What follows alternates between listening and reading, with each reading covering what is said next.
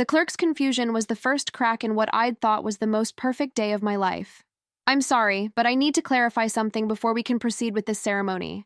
Which one of you is the bride?" I was standing in the marriage bureau at Chicago City Hall on a gorgeous October morning, wearing a cream-colored silk dress that had cost me $3,000 from a boutique in the Gold Coast, holding a bouquet of white roses and peonies that my best friend Kira had insisted would photograph beautifully, looking forward to a small reception at my favorite restaurant where 30 of our closest friends and family were waiting. Next to me, my fiancé Jordan Mitchell had gone completely still, the kind of still that happens when someone's fight-or-flight response kicks in, but they're trapped in a situation where they can do neither. "I'm the bride," I said slowly, glancing at Jordan and then back at the clerk with growing confusion. "Is there some kind of problem?"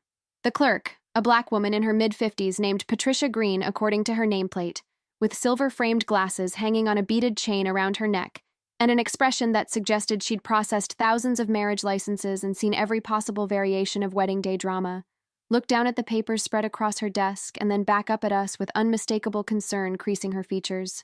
"That's exactly what I'm trying to understand, Ms. Morrison.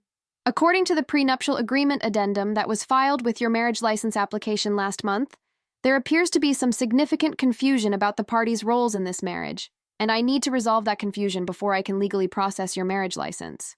"What kind of confusion?" My voice was steady, but my heart had started beating faster. "I'm a lawyer. I've been practicing corporate law for 12 years.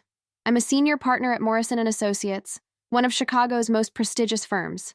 I know that when government officials use phrases like, 'appears to be some confusion,' what they really mean is, there's a serious problem that's about to derail whatever you thought was going to happen today."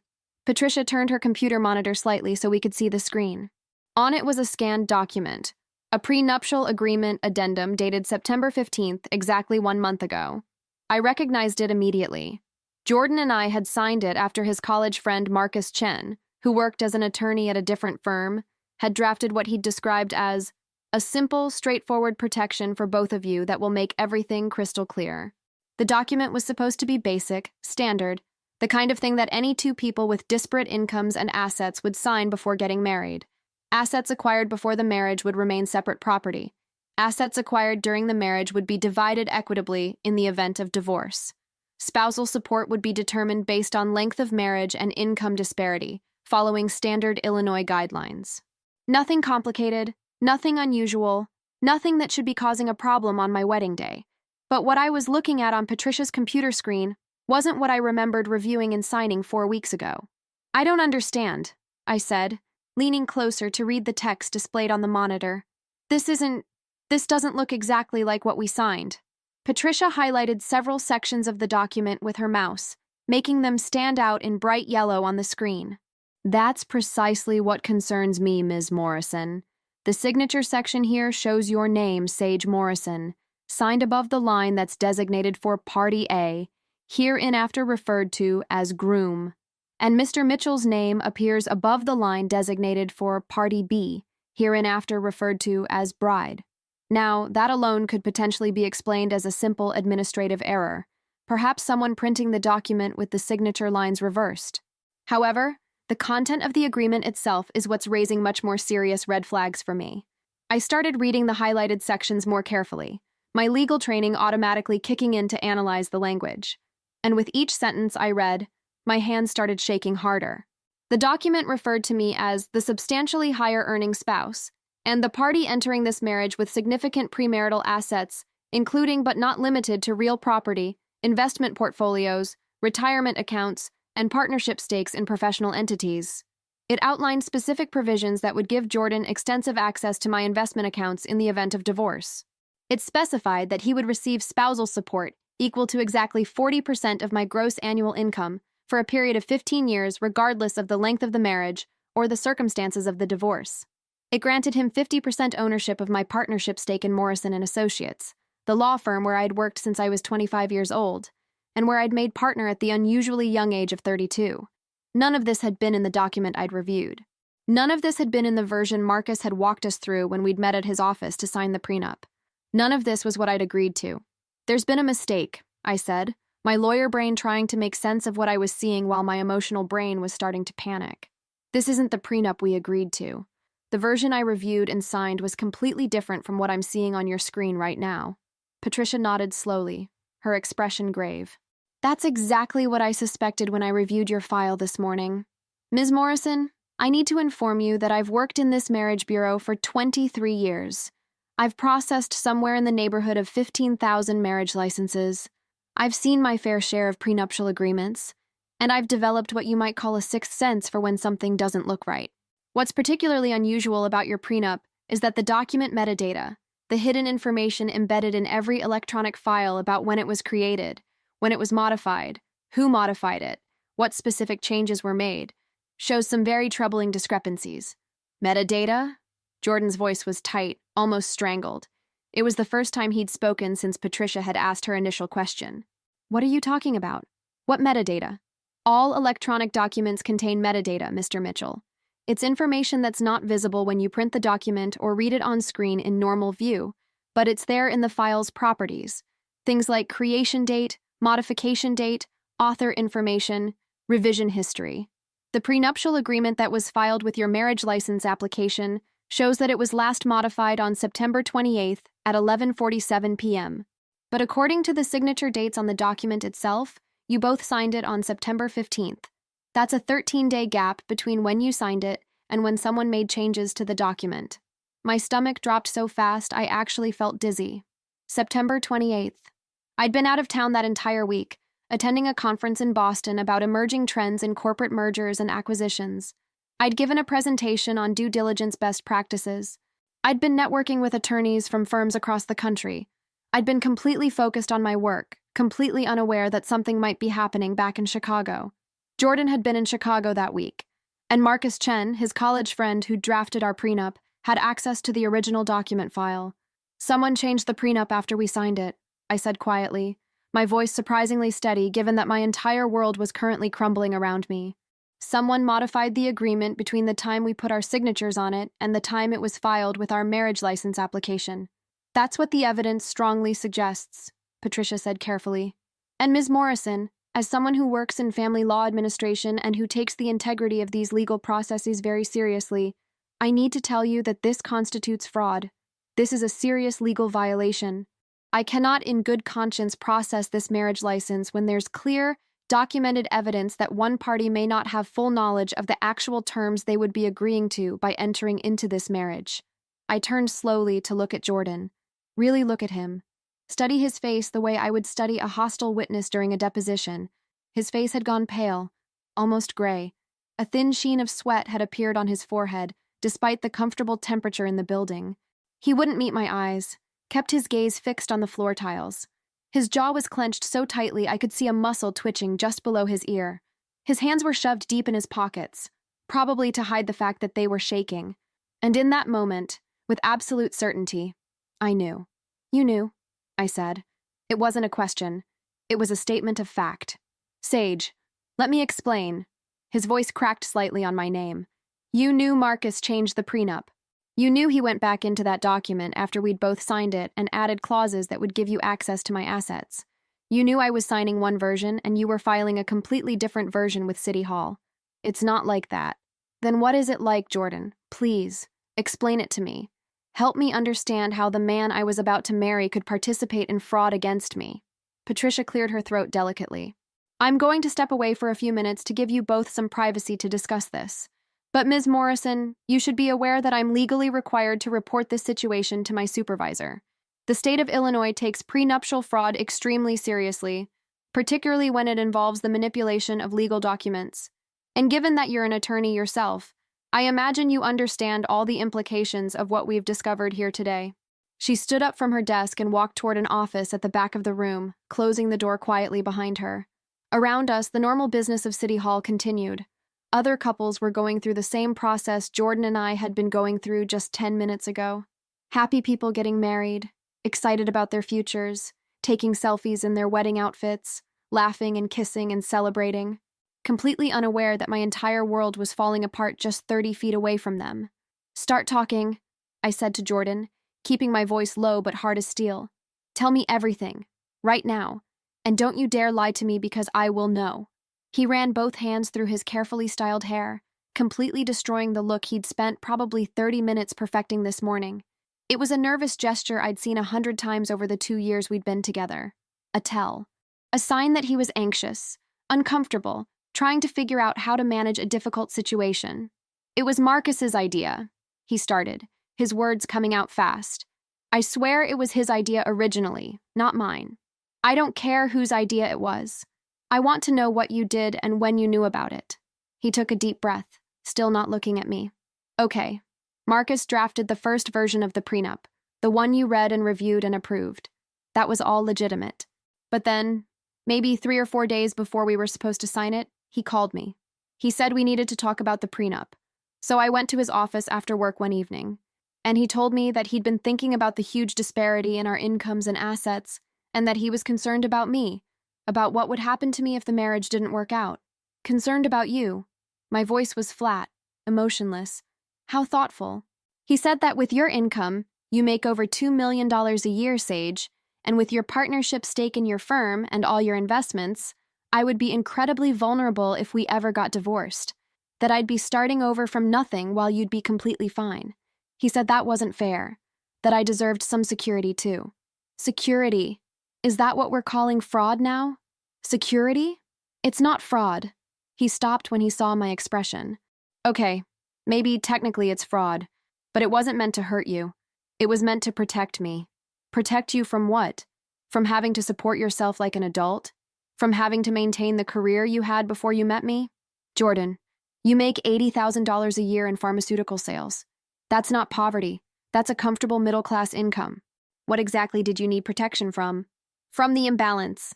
Don't you see how unfair it is? You make 25 times what I make. You have assets worth probably $10 or $15 million. If we got divorced, you'd walk away with everything and I'd walk away with nothing. How is that fair? It's fair because those are my assets. I earned them. I built my career over 12 years of 80-hour weeks and constant stress and sacrificing my personal life for my professional success. Those assets aren't marital property. They're mine. That's literally the entire point of a prenup, to make sure that what you bring into a marriage stays yours if the marriage ends. But it's not fair.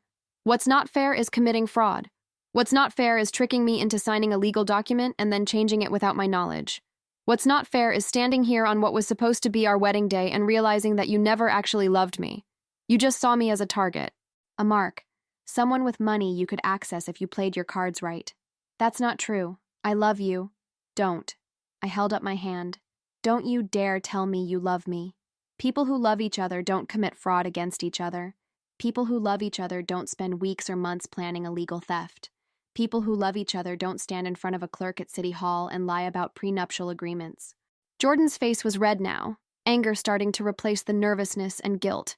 You act like I'm some kind of criminal. All I wanted was to make sure I'd be taken care of if things didn't work out between us. Is that really so terrible? Is it really so wrong to want some financial security? Yes. When you achieve that security through deception and fraud, yes, that's wrong. That's illegal. Jordan, you committed a crime. You and Marcus both. You conspired to alter a legal document without my knowledge or consent. That's not just morally wrong. It's criminal fraud under Illinois law. Nobody was going to get hurt. I was going to get hurt. I was going to enter into a marriage thinking we had one agreement when actually you'd secretly change the terms to give yourself access to assets I earned before I ever met you. And when we got divorced, because clearly that would have been inevitable, you would have taken half my partnership stake, 40% of my annual income for 15 years. And who knows what else based on that fraudulent document. How is that not hurting me? Before he could formulate another weak excuse, Patricia returned with an older man in a well-tailored suit. He introduced himself as Daniel Warren, the supervisor of the Marriage Bureau and a 30-year veteran of Cook County government administration. Ms. Morrison, he said, his voice formal but not unkind, I've reviewed your situation with Ms. Green. I'm afraid I have to inform you officially that we cannot process your marriage license today. The prenuptial agreement that was filed with your marriage license application contains clear evidence of post-signature modification, which constitutes fraud under Illinois state law. We are required by law to report this to the Cook County State's Attorney's Office for potential criminal prosecution. I understand, I said, and I'll be filing my own complaint as well. This prenup was drafted by Marcus Chen, an attorney at Thornton & Associates. He needs to be reported to the State Bar Association for professional misconduct and likely disbarment. Jordan grabbed my arm, his fingers digging in harder than necessary. Sage, wait. You're going to report Marcus? That'll destroy his career. He'll lose his law license. He might go to prison. I jerked my arm away from his grip. He destroyed his own career when he committed fraud. And yes, he might go to prison. That's what happens when attorneys manipulate legal documents to benefit themselves and their friends. That's what happens when people break the law. But what about me? Are you going to press charges against me too? Why shouldn't I? You participated in this fraud. You knew what Marcus was doing. You benefited from it or would have benefited from it. You're just as guilty as he is. Because we were going to get married. Because I thought we loved each other. Because this is going to destroy my life. You destroyed your own life, Jordan. You made these choices. You participated in this fraud. Now you get to live with the consequences. And to answer your question, yes, I'm absolutely going to press charges against you. You tried to steal from me. You tried to legally rob me using a fraudulent contract. Why on earth would I not make sure you face consequences for that? Because we have history together. Because we were supposed to spend our lives together. Don't you care about that at all? I looked at him, really looked at him, and felt absolutely nothing. No love, no anger, not even disappointment anymore. Just a cold, clear recognition that I'd never actually known this person at all. We don't have history together. We have 2 years of you pretending to love me while actually calculating how much of my money you could get access to. That's not history worth preserving. Daniel Warren cleared his throat. Ms. Morrison, I'll need you to provide a formal statement about what happened. We'll need copies of any correspondence you have related to the prenup, any documentation of your review process, anything that can help establish what you actually agreed to versus what was filed. I'll have everything to you by this afternoon. I'm an attorney. I know what you need. He nodded approvingly. I'm very sorry this happened to you, but I want you to know that you did everything right. You had a prenup drafted, you reviewed it carefully, you signed it in good faith. The fraud happened after you'd done your due diligence. There's nothing more you could have reasonably done to protect yourself. Thank you. That helps. I turned to Jordan one last time. We're done. Don't call me. Don't text me. Don't come to my apartment. If you need to communicate with me about anything, do it through attorneys. And Jordan? You might want to hire a good criminal defense lawyer. You're going to need one. His face was a mixture of anger and fear now. You're really going to do this? You're going to destroy my life over a prenup? No. You destroyed your own life over greed. I'm just making sure there are consequences for it. I walked out of City Hall alone, leaving Jordan standing there with Patricia and Daniel Warren, with our marriage license application that would never be processed, with the carefully constructed lie of our relationship crumbling around him. Outside, Chicago was beautiful. Crisp October air, brilliant sunshine, leaves turning gold and red in the trees along the street, the kind of day that should have been perfect for a wedding. Instead, it was the day I discovered that the man I'd planned to marry had never loved me at all. He'd loved my bank account, and he'd been willing to commit fraud to get access to it. I stood on the steps of City Hall in my expensive wedding dress, with curious passers-by glancing at me with expressions ranging from sympathetic to confused, and pulled out my phone. I needed to call Kira. I needed to call my parents. I needed to cancel the restaurant reservation where 30 people were waiting for a reception that wasn't going to happen. But first, I just stood there for a moment, letting the reality of what had almost happened sink in. If Patricia Green hadn't been so thorough, so careful, so good at her job, if she'd just rubber-stamped our marriage license like so many clerks probably would have done, I would be married to Jordan right now, legally bound to a man who'd committed fraud against me, trapped in a marriage where my husband had secret legal access to assets I'd spent 12 years building. The thought made me feel physically ill. I called Kira first. She answered on the second ring, her voice bright with excitement she'd been holding back all morning so she wouldn't jinx anything. How does it feel to be Mrs. Jordan Mitchell? I'm not, I said, and my voice cracked on the words. The wedding's off. It's all off. Everything. The excitement vanished from her voice instantly. What? What happened? Sage, where are you? Still at City Hall. Can you come get me? I don't think I can drive right now. I'm already in my car. Don't move. I'll be there in 12 minutes. She made it in 9 minutes, double parking her BMW in front of City Hall with her hazard lights on, and ran up the steps to where I was sitting. She took one look at my face and pulled me into a fierce hug without asking any questions first. What happened? She finally asked when she'd pulled back to look at me. I told her everything. The clerk's question, the altered prenup, the metadata showing the document had been changed after we'd signed it. Jordan's admission that he'd known about the fraud. She listened without interrupting, her expression shifting from shock to fury to something that looked almost like vindication. "That absolute motherfucker," she said when I'd finished. "That complete and total motherfucker. I never liked him, Sage. I never trusted him. Something about him always felt off to me. You never said anything. Because you seemed happy. You seemed like you were in love with him. And I thought maybe I was being paranoid. Maybe I was being overprotective. But I always felt like there was something calculated about the way he asked questions about your work, your income, your partnership stake. I thought he was just being interested and supportive. Now I see he was doing reconnaissance." Looking back now with this new devastating perspective, I could see exactly what Kira had seen. Jordan had always been very interested in the financial aspects of my career. He'd asked detailed questions about how partnership stakes worked at my firm, what happened to them in various scenarios, including death and divorce. He'd wanted to know about my investment strategy, my retirement accounts, my real estate holdings. At the time, I'd been pleased that he was engaged with this part of my life. Most people's eyes glazed over when I talked about corporate law and investment portfolios. Jordan had seemed genuinely interested. Now I understood that he hadn't been interested in me. He'd been interested in my money. He'd been assessing the target, figuring out what was worth stealing, planning how to get access to it. "I need to go home," I said. "I need to get out of this dress and figure out what to do next. I need to call my parents before they get on their flight. I need to call the restaurant and cancel. I need to—" "You need to come to my apartment first," Kira interrupted firmly. "You're not going back to your place where all your wedding stuff is waiting. You're coming home with me. We're ordering enough Thai food for 6 people. We're drinking an entire bottle of wine, and then we're making a plan." I was too emotionally exhausted to argue. I let Kira drive me to her apartment in Lincoln Park, let her loan me sweatpants and a soft t-shirt, let her order enough pad thai and curry to feed a small army. "Emotional eating is completely valid," she said when I raised an eyebrow at the amount of food being delivered. "Besides, I'm furious on your behalf, and I process anger through carbohydrates." While we waited for the food to arrive, I made the phone calls I couldn't avoid. First, my parents. They were supposed to fly in from Atlanta tomorrow morning for the wedding. My mother answered on the second ring, her voice bubbling with excitement. "Sage, how was City Hall? Are you officially married? How does it feel?" "Mom," I took a breath. "Don't get on your flight tomorrow. The wedding's off." "What?" Her voice shifted immediately from excitement to concern. "What do you mean it's off? What happened? Are you okay?" I gave them the condensed version.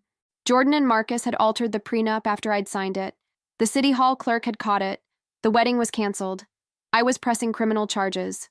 My mother gasped audibly. My father, who must have been listening on speaker, swore colorfully. Then there was a long silence while they processed what I'd just told them. "Oh, baby," my mother finally said, and I could hear that she was crying. "I'm so sorry. I'm so sorry this happened to you. Do you want us to come anyway? You shouldn't be alone right now." "I'm with Kira. I'm okay. I just need some time to figure out what happens next." "What are you going to do?" "Legally?" My father's voice was tight with barely controlled anger. He'd been a carpenter his whole life, had worked with his hands, had taught me that honest work was the only work worth doing. The idea that someone had tried to steal from his daughter through legal manipulation would be particularly offensive to him. "I'm going to make sure they both face consequences. Criminal charges for the fraud, professional discipline for Marcus, civil suit to recover my costs. Whatever it takes to make sure they understand that this was serious and that there are real consequences for fraud." "Good," my father said firmly. "You do whatever you need to do. We support you 100%. And if you change your mind about wanting us there, you call us. We'll be on the next flight." After I hung up with them, I called the restaurant where we'd planned to have our reception, explained that the wedding had been canceled and we wouldn't need the private room or the specially ordered menu.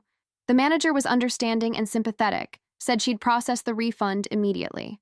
Then I started texting the 30 people who'd been invited to the reception, explaining in the vaguest terms possible that the wedding was off and apologizing for the last-minute cancellation. The responses came flooding in. Shock, concern, offers of support, questions about what had happened.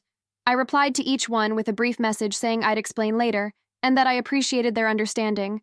By the time I'd finished, the Thai food had arrived and Kira had poured us both very large glasses of white wine. "Okay," she said, settling onto the couch next to me with a container of pad thai balanced on her lap. "Let's talk strategy." What's your legal plan? Report Marcus to the state bar. That's non-negotiable. What he did is a clear violation of legal ethics and professional conduct. He'll be disbarred if there's any justice in the world.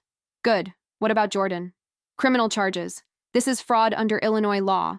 Clear, documented, provable fraud. He and Marcus conspired to alter a legal document without my knowledge, with the specific intent to benefit Jordan financially at my expense. That's textbook fraud. Will the charges stick? Kira worked in finance and understood legal proceedings well enough to ask intelligent questions. Absolutely. We have the metadata showing exactly when the document was changed and who changed it. We have my testimony that I didn't agree to the altered terms. We have the City Hall clerk's documentation of the discrepancy. We have the original version I reviewed versus the filed version. This is one of the easiest fraud cases I've ever seen. What about the relationship? She paused with noodles halfway to her mouth. I mean, I know you're done with him, but are you done? I looked at her incredulously. Kira, he tried to legally steal from me on our wedding day. Of course I'm done with him. I know. I just wanted to make sure. Sometimes people try to forgive the unforgivable. Try to work through things that can't be worked through. There's nothing to work through. He's a criminal. You don't rebuild a relationship with someone who was literally planning to commit fraud against you, who spent months setting up a legal trap, who looked me in the eye and told me he loved me while knowing he was stealing from me. Fair point. She returned her attention to her food. So what's next? Like, immediately next? Tomorrow I'm going to my firm. I need to talk to Richard Morrison, the founding partner, my mentor, and explain what happened. I need to make sure Marcus's fraud doesn't reflect badly on me or make people question my judgment. Why would it reflect badly on you? You're the victim. Because I'm a lawyer. I'm supposed to be good at reviewing contracts and identifying problems. The fact that I signed a prenup that was then fraudulently altered might make people wonder if I'm competent.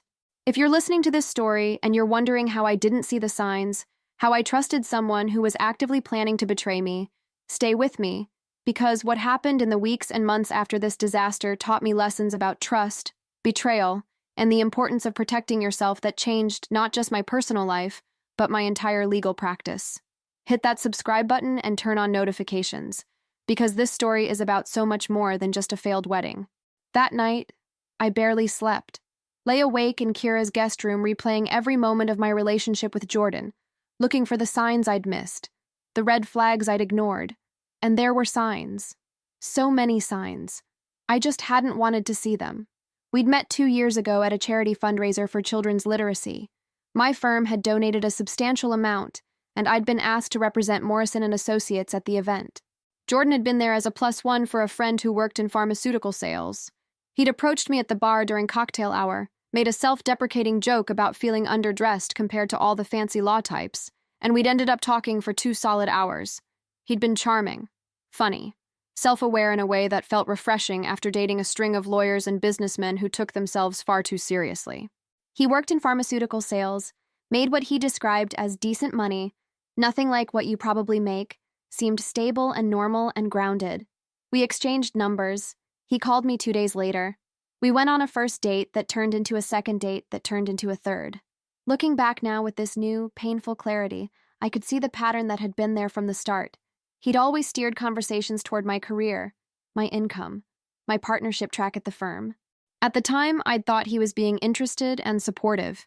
Now I saw it as information gathering, reconnaissance, building a profile of the target. 3 months into our relationship, he'd suggested we talk to financial advisors together. Said that if things were getting serious between us, we should understand each other's financial situations. I'd thought that was mature and responsible. Now I understood it was just another way to get detailed information about my assets and income streams. 6 months in, he'd moved into my apartment in River North. Said his lease was up and it made financial sense for us to live together since we were spending most nights together anyway. I'd been excited about taking that step. Now I wondered if he'd planned the whole thing, if his lease had actually been up, or if he'd just broken it early to move into my much nicer, much more expensive apartment. He'd proposed at 18 months. Romantic proposal at a restaurant overlooking the Chicago River, complete with the ring he'd picked out himself. A beautiful speech about building a future together. I'd cried happy tears and said yes immediately. I'd been so happy, so certain this was right. And then, 3 months before the wedding, he'd brought up the prenup. Said he'd been thinking about our different financial situations and thought it made sense to have clear legal agreements about how assets would be handled. I'd agreed immediately. I'm a lawyer. I believe in clear contracts. I'd actually been planning to suggest a prenup myself and was pleased he'd brought it up first. Jordan had said his college friend Marcus practiced family law and could draft something fair for both of us. I'd thought that was convenient. Having someone Jordan knew and trusted would make the process less adversarial, less awkward. Marcus had seemed professional and competent during our initial consultation. He'd asked good questions, taken detailed notes, promised to draft something straightforward and equitable. 2 weeks later, he'd sent us the first draft. I'd reviewed it carefully as I'd review any contract for a client. It had looked standard. Assets acquired before marriage stayed separate. Assets acquired during marriage would be divided equitably in case of divorce. Spousal support determined by standard Illinois formulas based on length of marriage and income disparity. Nothing unusual, nothing that raised any concerns. We'd had one round of minor revisions, clarifying some language about retirement accounts, making sure the business partnership provision was clear. Then Marcus had scheduled an appointment for us to come to his office to sign the final version. We'd both taken a long lunch break, met at his office, reviewed the document one more time, and signed it. Or at least I thought we'd signed the final version. Apparently what Marcus had done was show us the clean version, let us sign that version, and then go back into the electronic file afterward and add the provisions that would give Jordan access to my premarital assets. He'd been so confident I'd never catch it. So certain that I'd just assumed the version filed with City Hall was the same as the version I'd signed. And he almost got away with it. If Patricia Green hadn't been so thorough, so careful, so committed to doing her job properly, if she'd just processed the marriage license without checking the prenup carefully, I would have married Jordan without ever knowing about the fraud. The thought made me feel sick all over again. The next morning, I woke up to find my phone exploding with notifications. Text messages, missed calls, voicemails, emails. Jordan had been trying to reach me all night. I scrolled through the messages without reading most of them, watching them escalate from apologetic to angry, to desperate to threatening, and back to apologetic again. I deleted every message without responding. Then I blocked his number on my phone, blocked him on email, blocked him on every social media platform, cut him out of my digital life as completely as if he'd never existed. I also had several missed calls from numbers I didn't recognize. I listened to one voicemail, a reporter from the Chicago Tribune, asking if I'd be willing to comment on the City Hall prenup fraud incident that occurred yesterday. Apparently the story had already leaked to the media. How did the press find out so fast? I asked Kira over the coffee she'd made while I was in the shower. Marriage license applications are public records. If a reporter was monitoring the daily applications and saw yours got flagged for fraud, that's a story. Especially when it involves prominent attorneys. Great, so now my humiliation is going to be in the newspaper. It's not humiliation. You're the victim of a crime. The story isn't, successful attorney was stupid enough to almost marry a con artist. The story is, successful attorney narrowly avoids elaborate fraud scheme perpetrated by her fiancé and his lawyer friend. That makes them look terrible, not you. She was right, logically. But emotionally, I still felt humiliated. My personal disaster was about to become public knowledge. Everyone would know that Sage Morrison, senior partner at one of Chicago's most prestigious law firms, had been dumb enough to trust the wrong person, had missed signs she should have caught, had almost married someone who'd been planning to steal from her. By noon, the Tribune had indeed run a story. The headline read, "Prominent Chicago attorney narrowly avoids prenup fraud at City Hall." The article was actually more sympathetic than I'd expected. It outlined the basics of what had happened without naming Jordan or Marcus specifically, though anyone in Chicago's legal community would be able to figure out who they were pretty quickly. It quoted Daniel Warren from City Hall about the importance of careful document verification. It included a statement from a family law expert saying this type of fraud was more common than people realized, and praising me for pressing charges. Still, seeing my personal catastrophe in the newspaper felt surreal. My phone started ringing with calls from colleagues, other attorneys, former law school classmates, people I hadn't spoken to in years, suddenly reaching out to express their sympathy or probe for details. I ignored almost all of them. The one call I did take was from Richard Morrison, the founding partner of my firm. He called at 2 p.m., his voice grave. "Sage, I just read the Tribune article. Can you come to the office? We need to discuss this.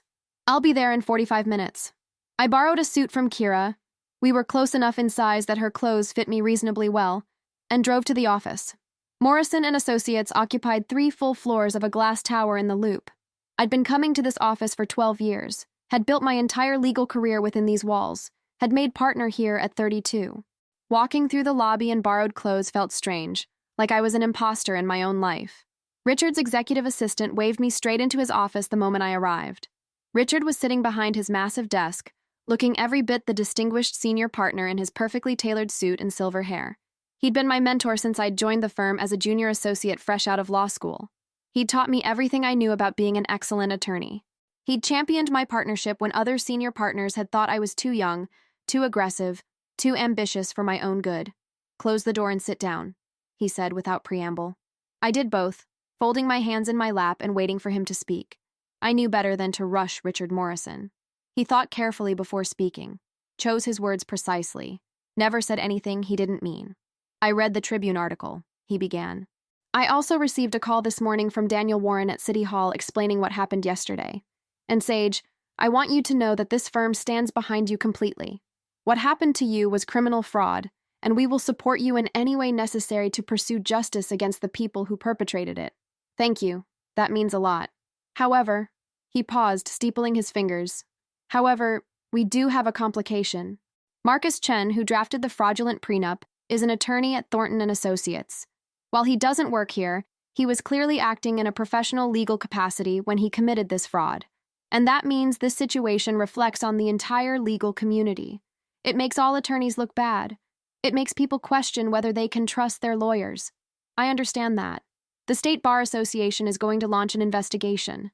They've already called me, asking about your credibility, your competence, whether there's any reason to think you might have known about the fraud and are now just trying to get out of an agreement you regret." My blood ran cold. They think I might have been involved?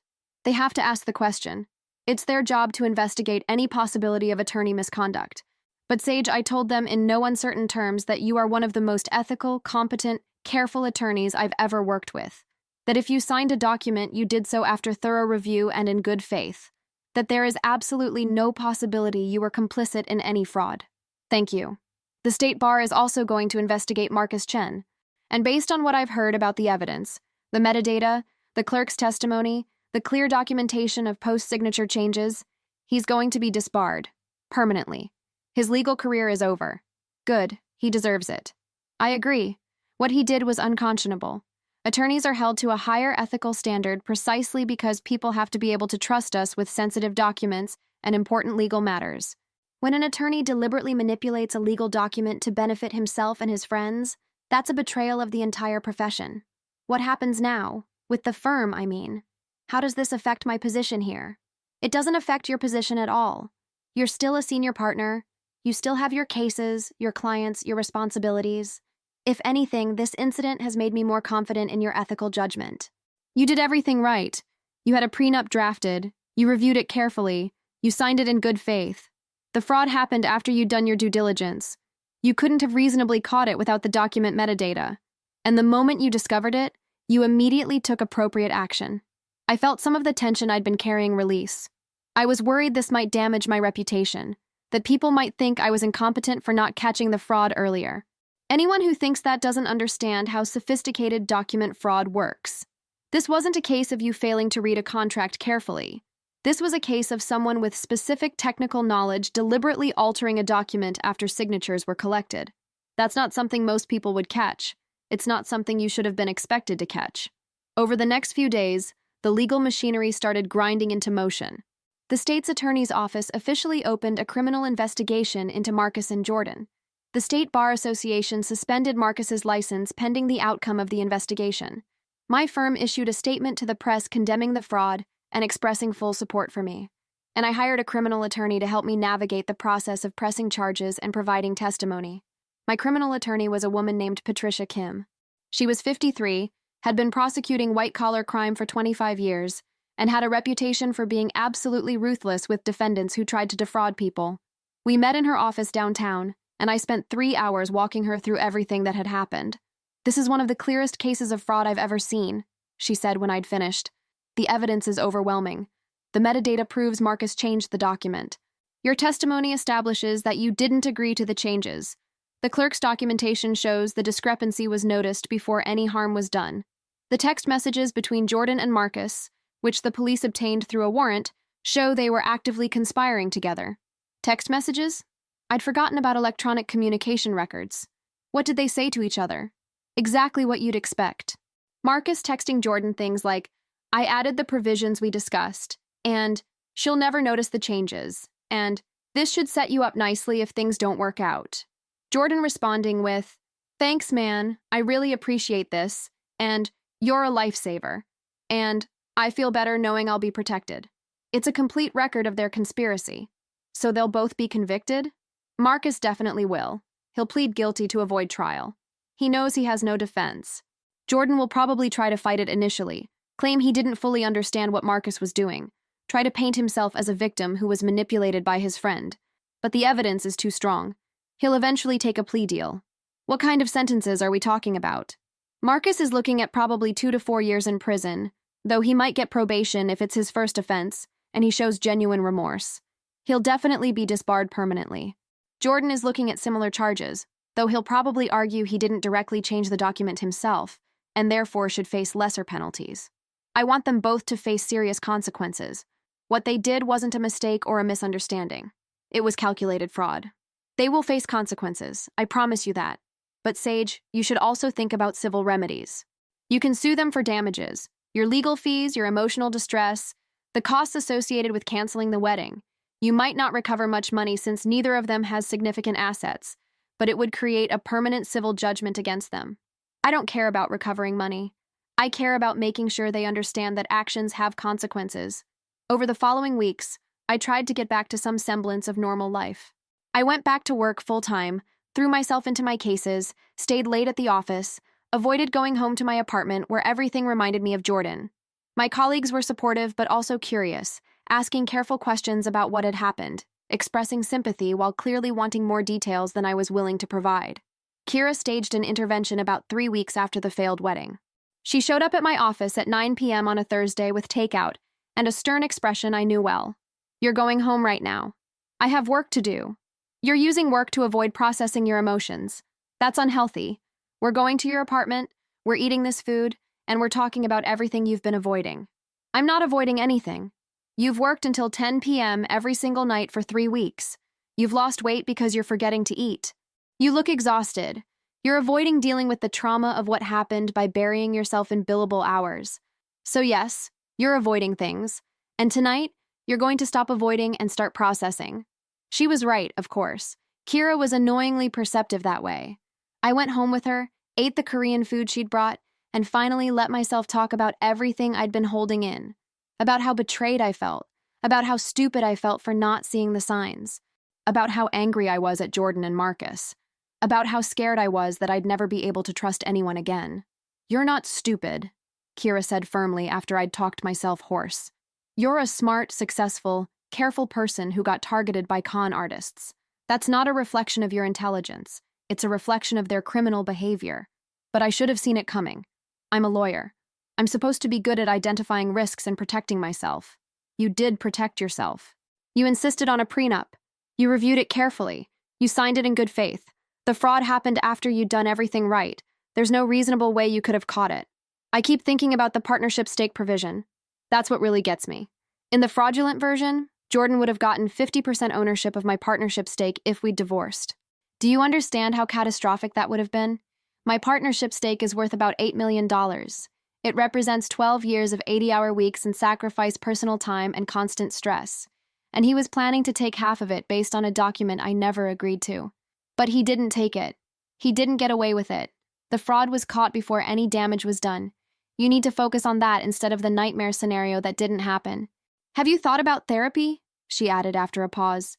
"Real therapy, not just talking to me over Korean food? I don't need therapy. Everyone needs therapy, Sage, especially people who just discovered their fiancé was planning to defraud them. That's textbook trauma. You need professional help to process it." "Fine, I'll think about it." I did more than think about it. I looked up therapists who specialized in betrayal trauma and booked an appointment with Dr.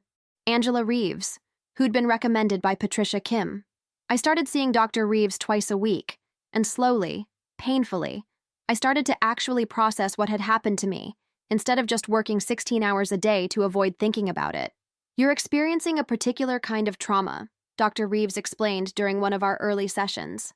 Betrayal trauma. It's different from other types of trauma because it involves a fundamental violation of trust by someone you were supposed to be able to trust completely, your fiancé, someone you were planning to legally bind yourself to. When that person turns out to be planning to harm you, it shakes your ability to trust anyone. I don't know if I'll ever be able to trust someone again. How do I know the next person won't be another con artist? You don't know. That's the thing about trust. It always involves risk. But you can learn to identify red flags earlier. You can develop better instincts about who deserves your trust and who doesn't. You can protect yourself while still remaining open to genuine connection. That sounds exhausting. It is exhausting. That's why this type of trauma is so damaging. It makes you question everything. But Sage, here's what I want you to understand. What happened to you wasn't your fault. Jordan and Marcus are the criminals. They're the ones who chose to commit fraud. They're the ones who chose to betray your trust. You were just living your life, trying to build a future with someone you loved. There's nothing wrong with that. The criminal case proceeded through the fall and into winter. Marcus took a plea deal in November, pleaded guilty to fraud and professional misconduct, accepted permanent disbarment, got 2 years probation and community service. Jordan fought harder, hired an expensive attorney who tried every possible defense, claimed he didn't fully understand what Marcus was doing, claimed he thought the changes were minor and technical, claimed he'd been manipulated by his friend. None of it worked. The evidence was too strong. The text messages were too damning. In January, he finally accepted a plea deal. 18 months in prison, probation afterward, restitution to me for my legal expenses. It wasn't as much time as I'd hoped for, but at least he was facing real consequences. 6 months after the failed wedding, I was in a much better place emotionally. I'd continued with therapy. I'd cut my work hours back to reasonable levels. I'd started exercising again, seeing friends again, engaging with life again instead of just surviving. And I'd started dating again, though nothing serious. Just coffee dates and dinners with men I met through friends or at professional events, testing whether I could even imagine trusting someone again. One afternoon in March, I got a call from Diana Lawrence, a friend from law school who now practiced family law. She wanted to know if I'd be willing to speak at a seminar she was organizing about prenuptial agreements and fraud prevention. I know this is asking a lot, she said carefully. Your situation got a lot of media attention, but there are so many people who don't understand prenup fraud, who don't know how to protect themselves. Your legal expertise could genuinely help people avoid what you went through. I don't know if I want to make my personal disaster into a teaching opportunity. You don't have to share personal details if you don't want to. Just your legal knowledge. What to watch for, how to verify documents, why prenups matter even when they seem unromantic. Your case raised awareness about an issue most people don't even know exists. I thought about it. About how lost I'd felt after discovering the fraud. About how I'd wished someone had warned me that prenuptial agreements could be altered after signing. About how my pain might actually prevent other people from experiencing the same betrayal. Okay, I'll do it. The seminar was scheduled for May. Diana promoted it through her network of family law attorneys, expecting maybe 100 people. Over 300 showed up. Lawyers, engaged couples, financial advisors, people going through divorces who wondered if they'd been defrauded. Everyone wanted to understand how to protect themselves from what had happened to me. I spoke for 90 minutes about prenuptial fraud in general terms, carefully avoiding too many personal details about my own situation, about the legal requirements for valid prenups in Illinois, about document metadata and why it matters, about red flags to watch for, attorneys who insist on paper signatures instead of electronic ones, partners who push for quick signatures without thorough review, clauses that seem disproportionately favorable to one party, about the importance of having your own attorney review any prenup, even if your partner's attorney drafted it. The audience was incredibly engaged. People took notes. They asked thoughtful questions.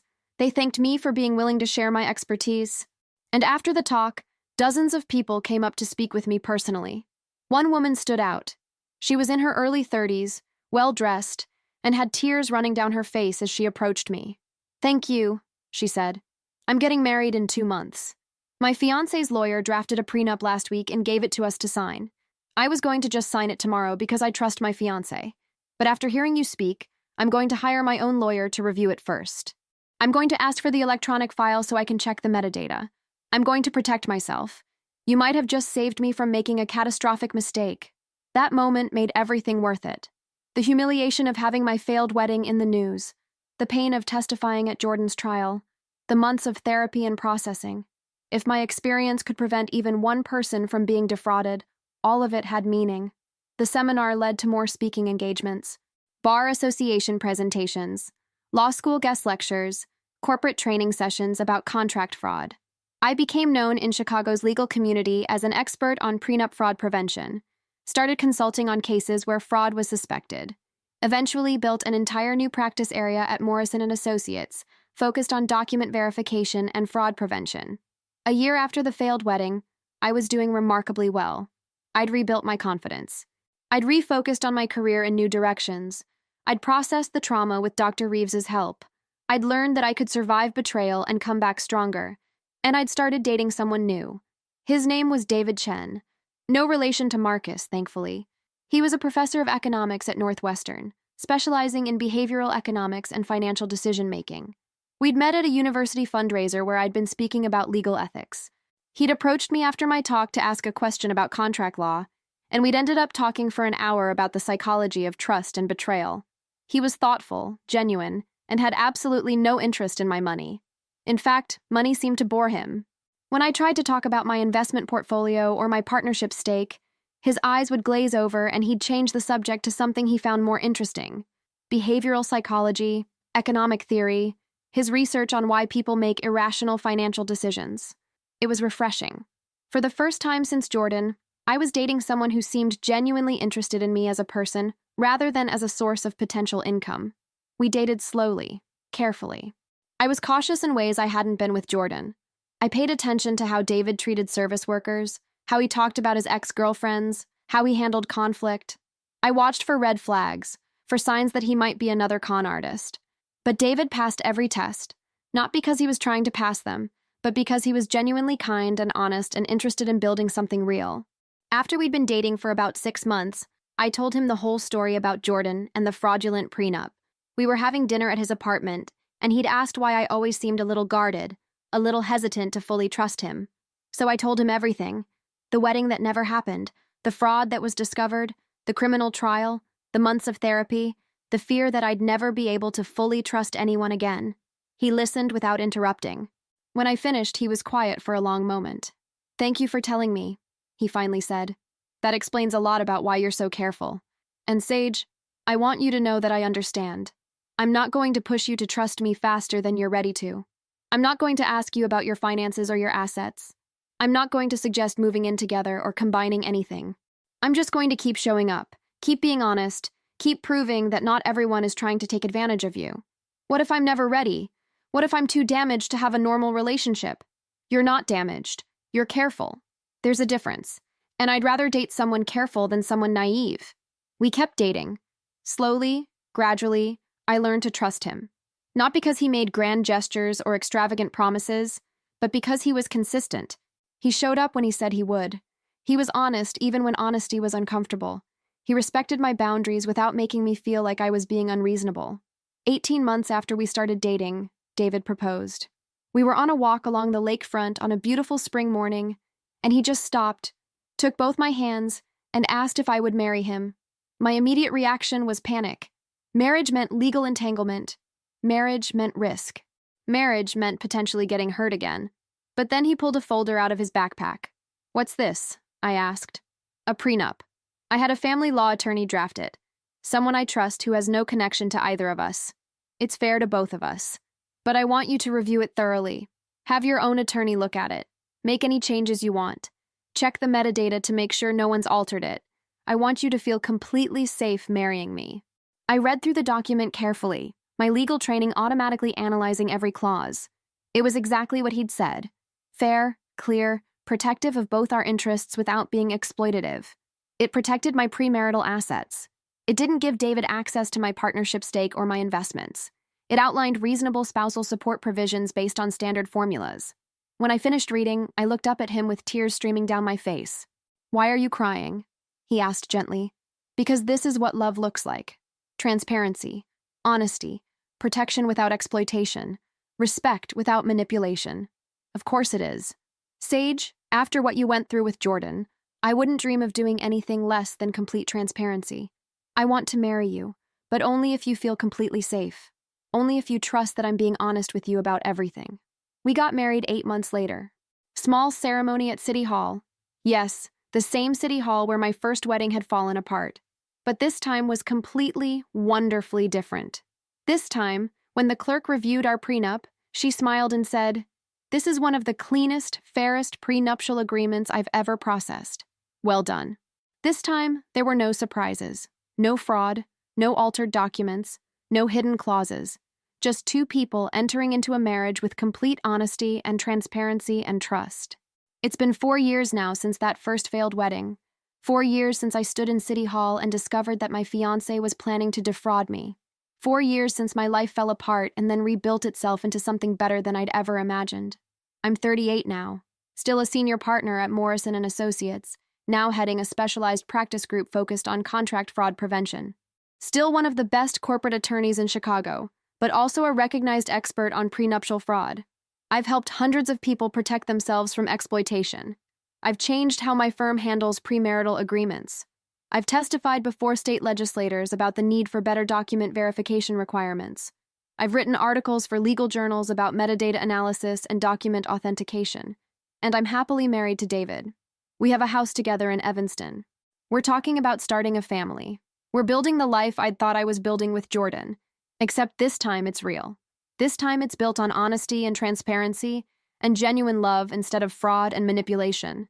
Sometimes I think about what would have happened if Patricia Green hadn't been so thorough that October morning, if she'd just rubber-stamped our marriage license without carefully checking the prenup, if I'd married Jordan without knowing about the fraud. How much worse everything would have been, how many years I might have wasted, how much of my assets he might have stolen when we eventually divorced.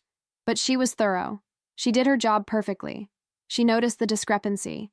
And that moment of confusion, that simple question about who the bride was, that discovery about the signature placement and the altered document, it saved my entire life.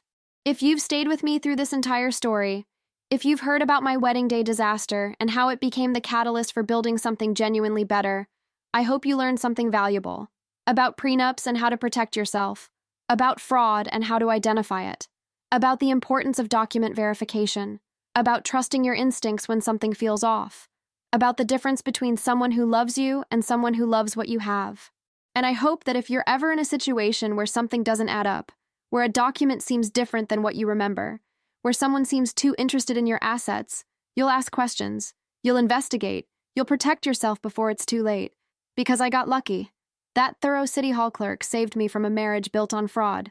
But you might not have a clerk. You might not have that moment of discovery before it's too late.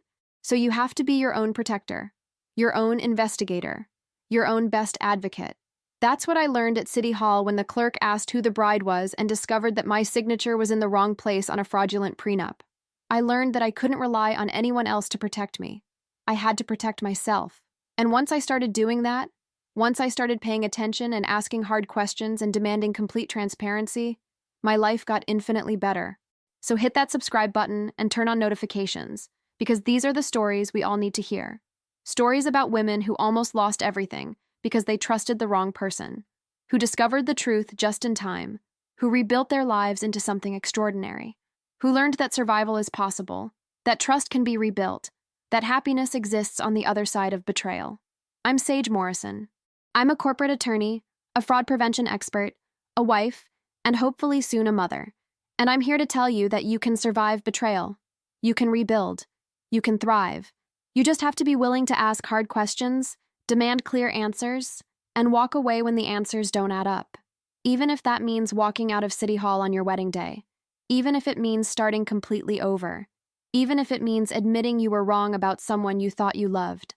Because being alone is better than being with someone who's planning to defraud you. Being single is better than being married to a criminal. Starting over is better than staying in a relationship built on lies. That's what I learned. That's what I want you to learn too. And if this story helps even one person avoid what I went through, if it helps even one person ask the right questions or demand proper documentation or walk away from a fraudulent situation, then everything I endured was worth it. My failed wedding at City Hall 4 years ago was the worst day of my life at that moment.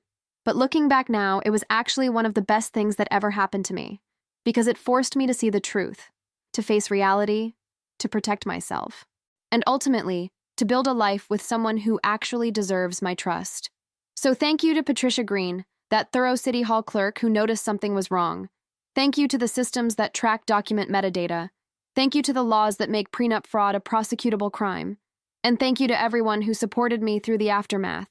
But mostly, thank you to myself, for being strong enough to walk away, for being brave enough to press charges, for being resilient enough to rebuild, for being wise enough to learn from the experience instead of being destroyed by it.